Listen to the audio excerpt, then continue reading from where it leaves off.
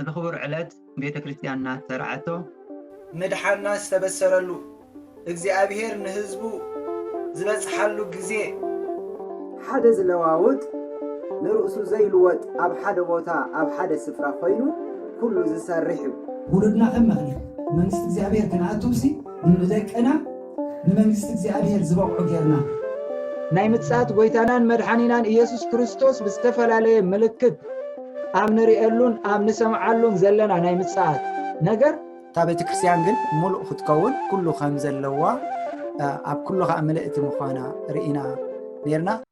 በስመ አብ ወወልድ ወመንፈስ ቅዱስ አሐዱ አምላክ አሜን። ክብርን ምስጋናን ነቲ ኣብ ሰማይ ብክብሪ ዝተቐመጠ ናብ ሰማይን ናብ ምድርን አንቆልቂሉ ዝጥምት እግዚአብሔር አምላኽና ይኹን። لمون محرت እግዚአብሔር لمون وعلت እግዚአብሔር لمون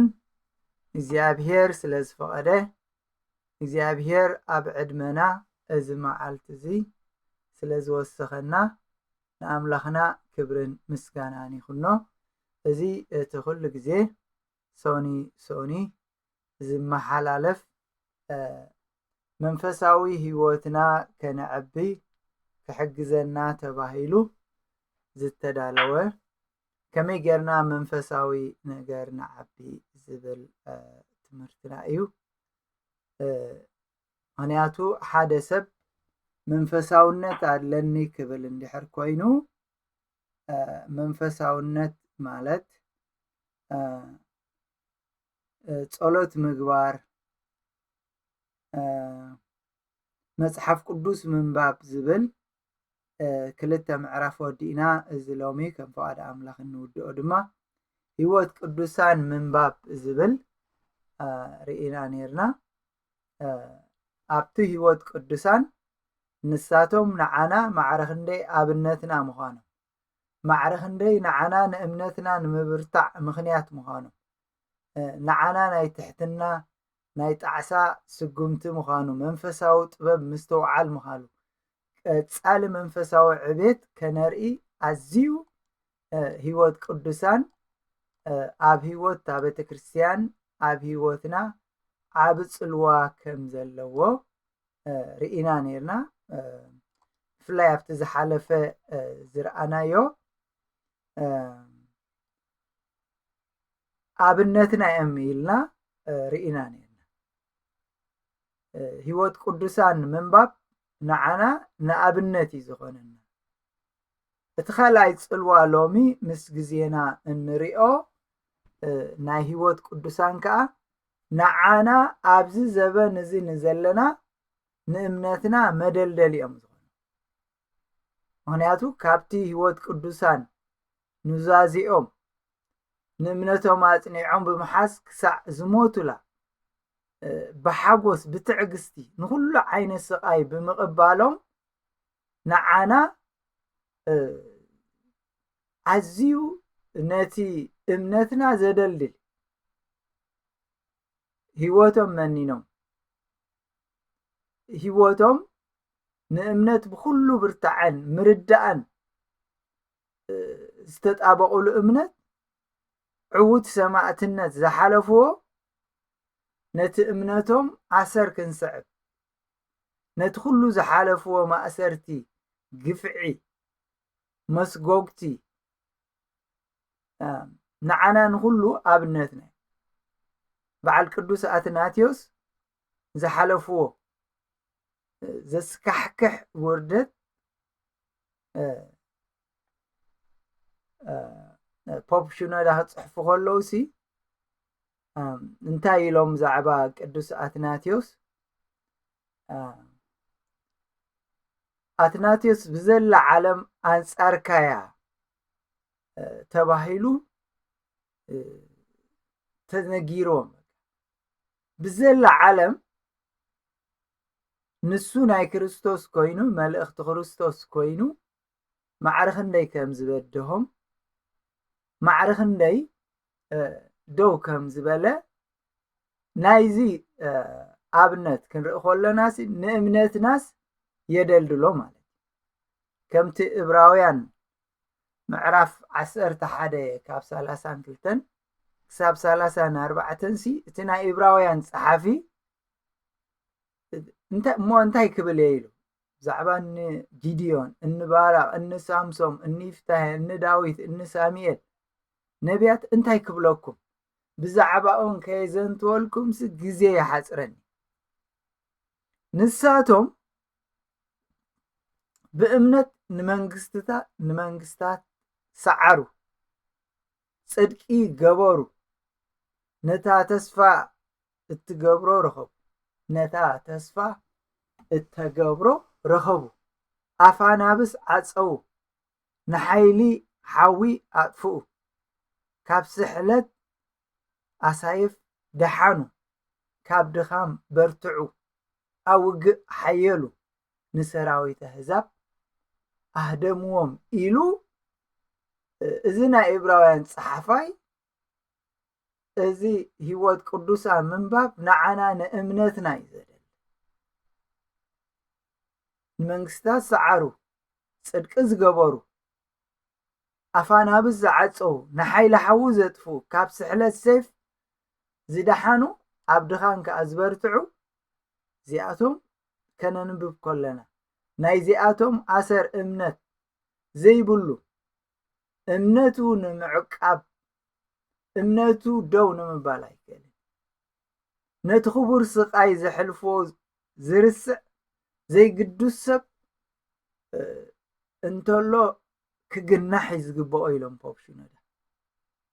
ነዚ እምነት እዚ ዘይሕሉ ነዚ እምነት እዚ ዘይዕቅብ ነቲ ክቡር ስቃዮም ዘሕለፍዎ ዝርስዕ ዘይግዱስ ሰብ ተልዩ እዚ ክግናሕ ዘለዎ ምክንያቱ እዚ እምነት እዚ ክርስቶስ ዝኸፈሎ ዋጋ ክርስቶስ ንዓና ንምድሓን ዝመጾ ሰይጣን ኣብ ዝተፈላለየ ዘበናት ጸረ ክርስቶስ ዝኾኑ ጸረ ምድሓን ዝኾኑ በብግዚኡ እምነት እንዳለዓዓለ ክመጽእ ከሎ ኣቦታት ኣብ ኩለን ጉባኤታት ደው ኢሎም ነቲ ሰይጣን ዘምጽኦ ዝመከቱ ዝሰዓሩ ነዚ ወለዶ እዚ ዝኸውን እምነት ዘተሓላለፉ ዋጋ ዝኸፈሉ ሸለልትነትን ብዘይ ምፍላጥ እምነትካ ምቕያር ካብ ሓደ ደንበ ናብ ሓደ ምኻድ እታ ቤተ ክርስቲያን ተሓልፎ ዘላ ገድሊ እንድሕርኢና እንታይ እንድሕርኢልና እቲ ኣቦታት ዝሓለፎ ዝተሳቀይዎ ዘይምርኣይ ስለዚ ህይወት እቶም ናይ እምነት ጀጋኑ ዝኾኑ ቅዱሳን ከነንብብ ከለና ኣብ ውሽጢ ነፍስና ሓዲሩ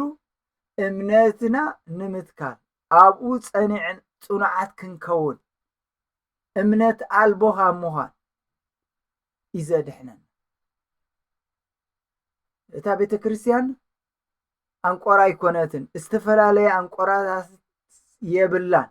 ካብኣ ዝወፁ ዘይኮነስ እተሓቁፍ እያ ብኩሉ ቅኑዕ እምነት ዝኣምኑ ሕብረት ዘለዎም ኣሰር ስዕቡ እምበር በብግዚኡ ከምዚ ናይ ንህቢ ኣንቆራ ፈልዩ ካብ እምነታ ዝወፅእ ናብ ካልእ ዝኽብለሉ እንታይ እንድሕር ኢልና ነቲ ህይወት ቅዱሳን ስለ ዘይፈልጥ ስለዚ ምእንቲ እዛ እምነት እዚኣ ኣብ ቅዱሳን ኣብ ኩሉ ዘመናት ብብዙሕ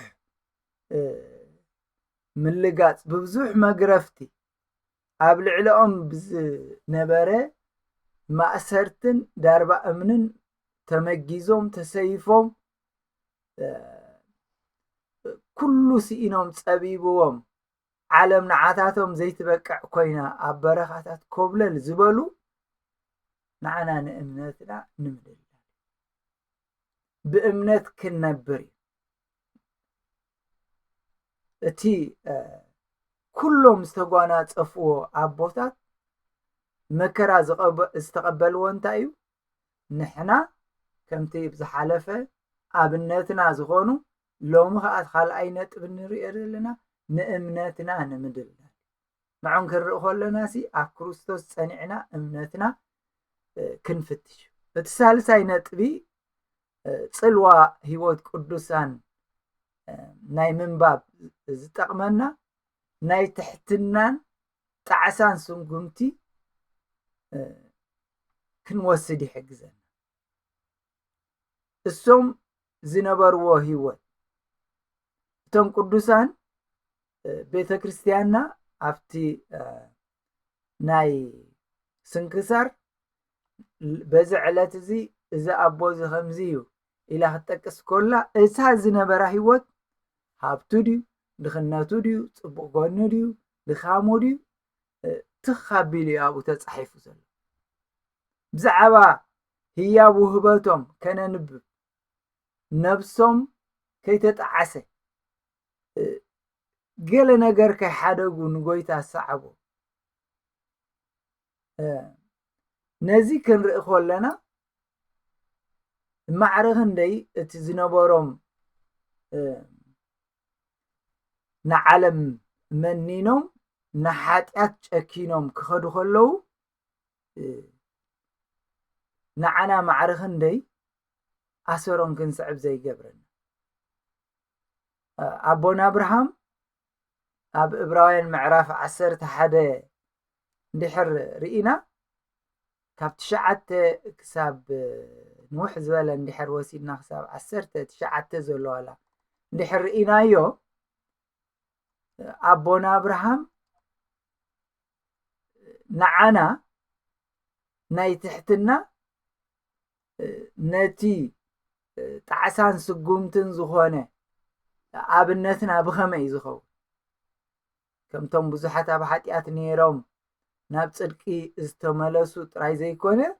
أبونا أبراهام حنقيقو هابز نبره ماكل عدو اما اكل احواتو اما اكل استولدلو بيتسوبو املاخ مسصوعو أبونا أبراهام نافتارستي كقبل استأمنلو سفرا خوص مستتصوعه بأمنت تأززه نابي كم زخيد كيفلت نتا أملاخ زهانات ياسرحايا مسرز اللو ختما يصبه سلازنبره بأمنت أفتا مدر تسفا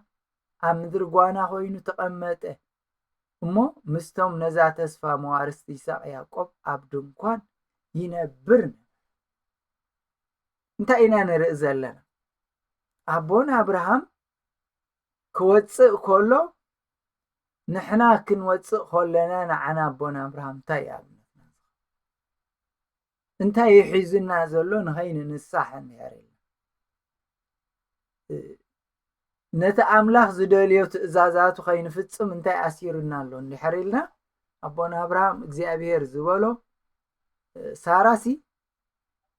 نتا تصفى زهابا أمون جيراس زرائيتوس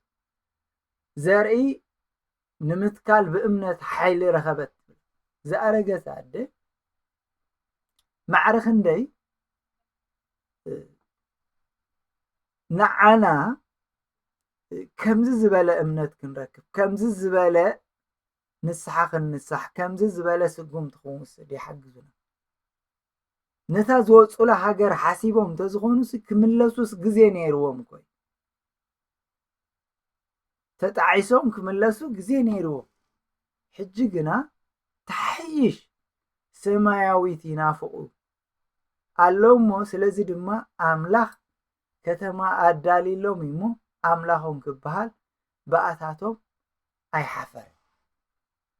أبراهام مستفتنا بأمنة نيسا سووه تتسفى تقبلنا تبيسا زارك كتوعى كاية تباهيلو زنبرا ودو وفايو أملاك كاموتا دماغة تنسو كم زكالو حاسيو إلو اتسوم زحالفوه مكران سببان نعنا معرخندي نحنا متشكان أبينا نحنا متعس أبينا نحنا سقوم تموسات كبيدنا زلو بحقي هيوت قدسان ጸላእ ዝኾነ እንተሎ ነቲ ዝርከብ በረኸ ስለ ዘይጠመተ ናይ ትዕቢት ነቲ እግዚኣብሔር ዘዳለዎ ነገር ዘይጠመተ ዝተዓበየ ጥራይ ምክንያቱ ሓሳባትና ብዛዕባ ኣገልግሎት ናይ ኣምላኽ ክንሓስብ ከለና ከምቲ ሃዋርያ ጳውሎስ ኣብ ቀዳማይ ቆሮንጦስ 15:10 ዝብሎ እቲ ዘለኽዎ ግና ብጸጋ ኣምላኽ እዩ ዘሎ ካብ ኩላቶም ዝበዝሕ ዳ ጻዓርኩ እምበር እቲ ንዓይ ዝተዋህበኒ ጸጋ ክንቱ ኣይኮነን እቲ ምሳይ ዘሎ ጸጋ ኣምላኽ እምበር ኣነ ይኮንኩን ኢሉ ሃዋርያ ቅዱስ ጳውሎስ ነቲ ንገዛእ ርእሱ ማዕርኽንደይ ኣትሒቱ ከምዝራ ኣነ ኮ ዝገበርኩ ኣነ ኮ ዝበፅሐኩ ኣነ ኮ ክሳዕ ሳልሳይ ሰማይ ኣነ ኮ ዝሰበኽኩ ንእስያ ብምሉእ ወንጌል ዘስፋሕኩ ኢሉ ክምካሕ ይሰምዖኒ ካብ ኩላቶም ዝበዝሕ ጻዓርኩ ንኣይ ዝተዋህበኒ ጸጋ ከንቱ ኣይኮነን እቲ ምሳይ ዘሎ ጸጋ ኣምላኽ እምበር ኣነ ይኮንኩን እዚ ኩሉ ካብ ኩላቶም ንላዕሊ ዝጎይኽዎ ዝፀሓፍክዎ ካባ ይኮነ ኣብ ኢየሩሳሌም አንጾኪያ ንእሽቶ እስያ ግሪክ ሮማ ሰቢኹ እስከሳዕ ስፔን በፂሑ ማእለያ ዘይብሉ ኣብያተ ክርስቲያናት ሰሪቱ ግን እንታይ እዩ ዝብል ዘሎ ኣብቲ ካልኣይ ቆሮንጦስ ምዕራፍ 11 ብምሉኡ ዘርዚርዎ ኣሎ ትዝሓለፎ መከራ ትዝሓለፎ ህይወት ኣብ ቤት ማእሰርቲ ከለውን ከይተረፈ መልእኽትታት ይጽሕፍ ነይሩ ኣብ ኤፌሶን 4:1 ከም ዝሕብረና ደጊም ኣነ እሱር ብጎይታ ኢሉ ማዕርኽንደይ ኣብ እስራኤል ቤት ከሎ ናብ ኤፌሶን ከም ጸሓፉ ነቲ ዝተፅዋዕኩም ንፅዋዕ ብቕዓት ኮንኩም ትመላለሱ ምዕደኩም ንጎይታ ኢለ ኣነ ተኣሲረ ኣለኹ ግን ነቲ ፅዋዓ ነቲ ናይ ሰማይ ነገር ዕሽሽ ከይንብሎ ክሳዕ ክንደይ ንሕና ንዓቶም ርኢና ንንሳሕ ንህይወትና ክንፍትሽ ይግባአና እቶም ኩሉ ፅቡቕ ባህርያት እናሃለዎም ክንሶም ብሓጢኣቶም ዝበኽዩ ኣብነትና እቲ ዓቢ ቅዱስ መቃርዮስ እንታይ ኢሉ ናብቲ ህይወቱ ምስ ረኣየ በኸየ ሙሉእ እቲ ዋዕላ ድማ ምስኡ በኸየ እንታይ እዩ ትዘብክዮ ዘሎ እቲ ከም ዓቢ መጠን ከም ፈላሲ መጠን ከም ብዙሕ ዝገበረ ግን እቲ ዘለዎ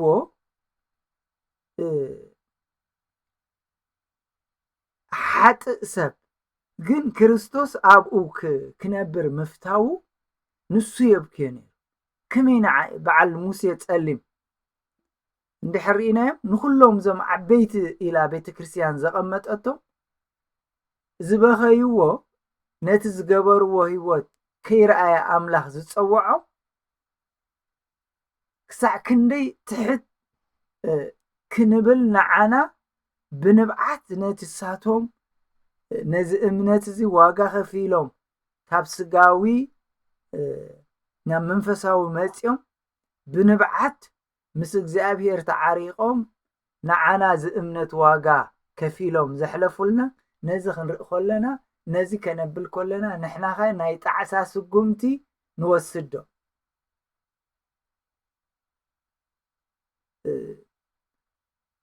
ፖፕ ሽኖዳ ክፅሕፉ ከለውሲ ቅዱስ መቃርዮስ እንታይ እዮም ገይሮም ኢሎም ናብቶም ኣቦታት ፈለስቲ ዝኾኑ ክበፅሕዎም ኢሎም ምስ ከዱ እቲ ህይወቶም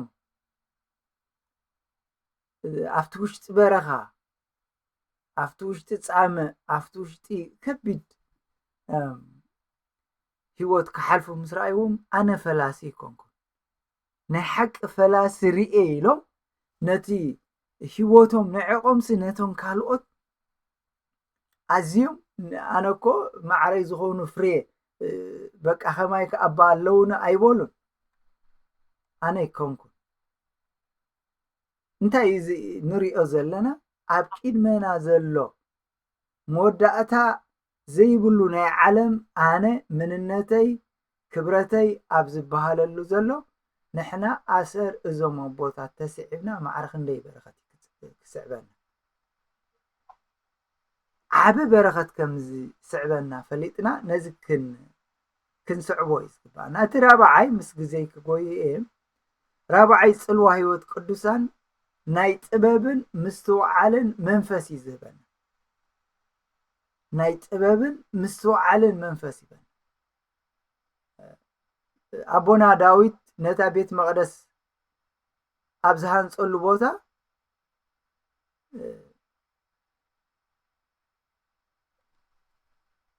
ናይ ብሓቂ ነቲ ዝበደሎሲ ማዕረ ክንደይ ጥበብ ከም ዘለዎ ንርኢና ኣብ ካልኣይ ሳሙኤል ምዕራፍ 24 ፍቅዲ 24 ሲ በዲሉ ምስ በደለ እግዚአብሔር መቕፃዕቲ መሰብዝሐ ምስ እግዚአብሔር ክዕረቕ ኢሉ መስዋዕቲ ከቅርብ ምስ ከደ ንጉስ ንኣሮናውን ኣይፋልን ዋጋ ዘይብሉ ንእግዚአብሔር ኣምላኸይ ዝሓርር መስዋዕቲ ኣይዕርገሉን እሞ ብዋጋ ደኣ ካባኻ እሻየጦ ደለሎ ዳዊት ድማ ነቲ ዓውድን ነቲ ብዕሩን ብሓምሳሲ ቃል ብሩር ዓደጉ ንእግዚአብሔር ዝኸውንሲ ኣነ እስኻ ብነፃ ክበካ እየ ስለ ዝበልካኒ ኣይገብሮኒ ኣይከውንን ዳዊት ንኣቢጋይል ካብ ዝበደሎ ብኸመይ ነቢ ምስ ገንሖ ናብ ንስሓ ከም ዝተመለሰ ኣብ ካልኣይ ሳሙኤል ምዕራፍ 25 ካብ 23 ክሳብ 35 እንድሕር ርኢናዮ እዚ ሂወት እዚ እንታይ እዩ ንዓና ጥበብን ምስትውዓልን መንፈስ እዩ ዝህበና ምስ በደልካስ ከመይ ትምለስ ምስ ወደቅካ ከመይ ትትንስእ ብዛዕባ ምሕረት ከም ዘይብሉ እግዚኣብሔር ጨካን ምዃኑ ዓይነት ኮይና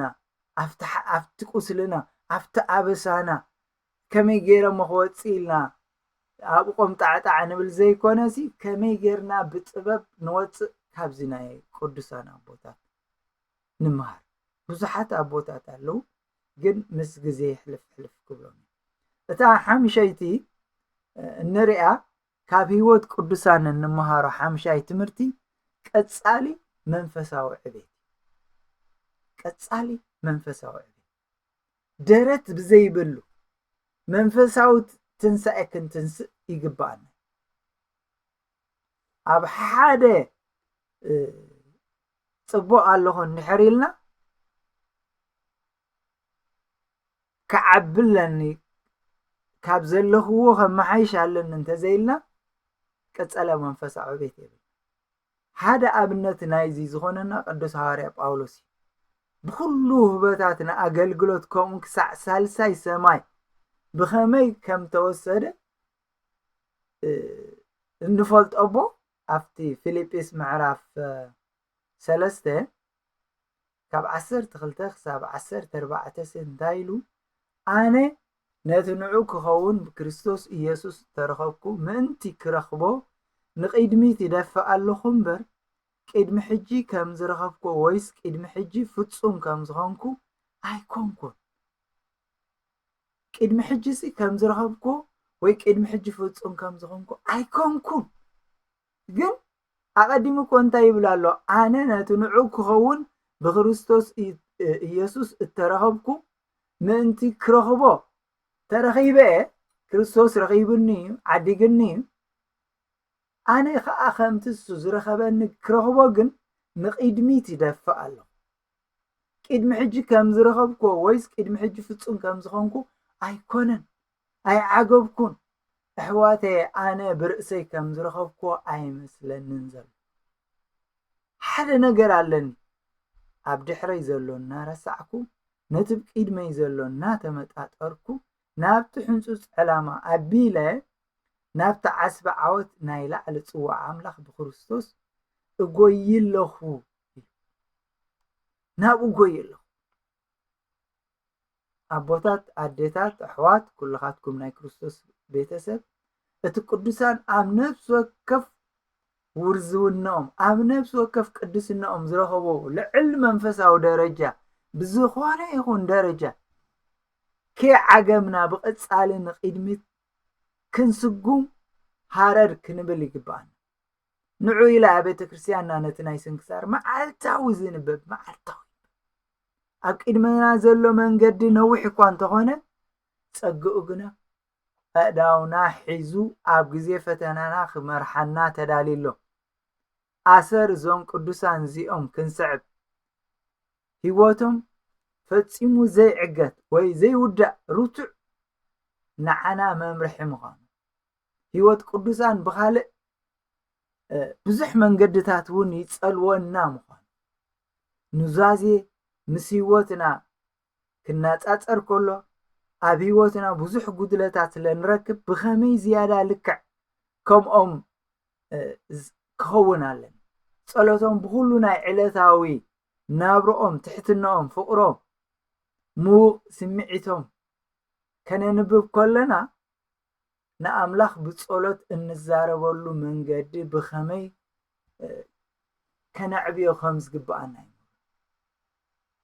ንሰባት ብኸመይ ከም እንሕዞም እውን ካብኣቶም ንምሃር ንመንፈሳዊ ነቲ ዝገጥመና ኣብ ዕለታዊ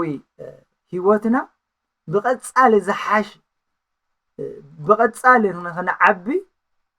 ከምዚ ሐዋርያ ጳውሎስ ዝብሎ ዘሎ ኣነ ነቲ ክርስቶስ ዝረኸበኒ ቅድሚ ሕጂ ከም ዝረኸብኮ ኮይኑ ይስምዓኒ ቅድሚ ሕጂ ፈጺመ ከም ዝረኸብኮ ኮይኑ ኣይስምዓንን ዘሎ ኢሉ ነቲ ክኸዶ ክገብሮ ዝግብኦ ነገር ከም ዝተዛረበ ንሕና ከዓ ኣብዚ ቅንያት ትንሳኤ ኣሰር ቅዱሳን ምንባብ ሂወት ቅዱሳን ምንባብ ኢልና ክንርኢ ከለና ደጊ ምስ ክርስቶስ ተንሲእኩም እንትኾንኩምሲ ነቲ ክርስቶስ ኣብ የማን ኣምላኽ ተቐሚጦ ዘሎ ኣብ ላዕሊ ድለዩ ሜትኩም ኢኹም እታ ሂወትኩም ድማ ምስ ክርስቶስ ኣብ ኣምላኽ ተሰዊራ ኣላ እሞ ኣብ ላዕሊ ዘሎ ሕሰቡ ኣብ ምድሪ ዘሎ ኣይኮነን ኢሉ ናይ ቆሎሴ ምዕራፍ 3 ካብ 1 ክሳብ 3 ከም ዝተጻሕፈ ኣቦታት ኣሕዋት ኩልኻትኩም ካብ ሂወት ቅዱሳን ክንመሃሮ ከነንብቦ ዝግባአና ንዓና ኣብነትና እዮም ንእምነትና ንምድልዳል እዮም ናይ ትሕትናን ጣዕሳን ስምዒት ክህልወና ናይ ጥበብን ምስተውዓልን መንፈስ ከነጥሪ ብቐንዱ ከዓ ቀጻሊ መንፈሳዊ ዕቤት ኣብ ሂወትና ንኽርአ ዝሕግዙ ንዓና ንመዕበይ መንፈሳውነት ዝበሃል ነገር ሎሚ እንዳጠፍአ እንዳበነነ ካብቲ ዘበና ኣሰሮም ይጥለል ወለዲ ዘርአዩና ዝኾነ ክገብሩ ሽም ኣምላኽ ፀዊዖም ንኣምላኽ ኣኽቢሮም ዝሓለፉ ዘለናዮ ዘመን መንፈሳውነት ዝናዓቐሉ እቲ መጠፋፍእን እቲ ዘይቁኑዕ ዝኾነ ግና ኣዝዩ ልዒሉ ኣብ ዝረአየሉ ዘመን ሂወት ቅዱሳን ንዓና ማዕረ ክንደይ ሓጋዚ ምዃኑ ርኢና ብኡ ክንነብር እግዚኣብሔር ይሓግዘና ንኣብን ንወልድን ንመንፈስ ቅዱስን ምስጋና ይኹን ሎምን ኩሉ ሻዕን ንዘለዓለም ኣለም